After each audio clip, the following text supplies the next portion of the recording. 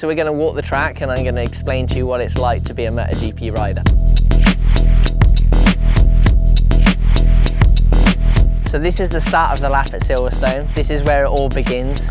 This is probably where I'm most nervous at the start of the race. You know, we're down there on the grid and we're charging up, all of us, you know, 20 riders all charging for this one space of tarmac here into the first corner, jostling for positions, elbows touching, you know, trying to pick your way through the smallest of gaps to make that one position, you know, which could make a difference, you know, to your end result. Obviously, you're trying to get up the grid as much as possible.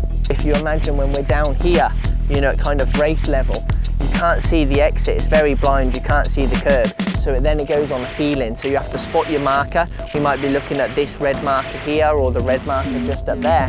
So you have to spot your marker and you get that feeling, you just know where the exit is, and then that's when you just wind on the throttle.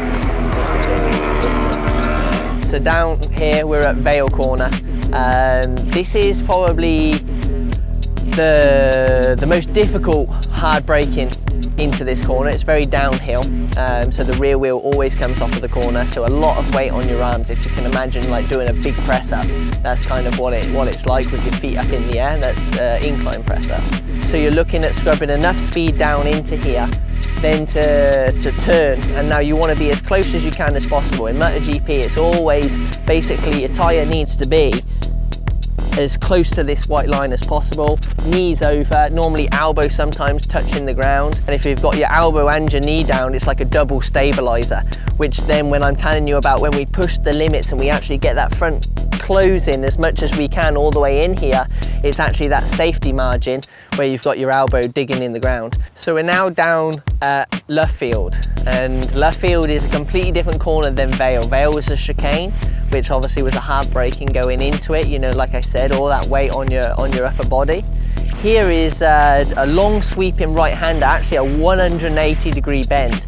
So we actually start off going into this corner and we're going like all the way around until we get to the complete other side. There's two ways of going around this corner. There's one that we stay right on the inside and we follow this white line all the way around and we hug it all the way around the corner, and you stay with a lot of lean angle all the way around. The other one, and the one that I always prefer, is I actually come into this corner, I start off on the inside curb, but then I drift out and I basically go, we're looking at maybe 3, sometimes even 4 meters from that inside curb. Gives me the ability to carry the speed through the middle of the corner and then prepare my exit, because obviously exit is very key for us. The more you can open up your exit and the more that you can actually get that power down and get that throttle open, the faster that you're going to be. You've got that elbow scraping the floor, like I said, got that knee stabilizer out, and you're just fighting with the bike. You can feel it, you know, starting to slide underneath you and starts to almost feel like you're riding on marbles. And as soon as that exit comes, then you just hold the throttle, and then that's the best feeling that you get inside of MotoGP. You're going through first gear, second gear, third gear, fourth gear, and it's the acceleration. The bike just pulls your arms off and you just have to grip on as hard as you possibly can. You squeeze the bike as hard as you can so it doesn't get away, and it's wheeling, just the front wheel comes light, the handlebars come loose, and that's the best feeling that you can possibly have, and this is why I love MotoGP.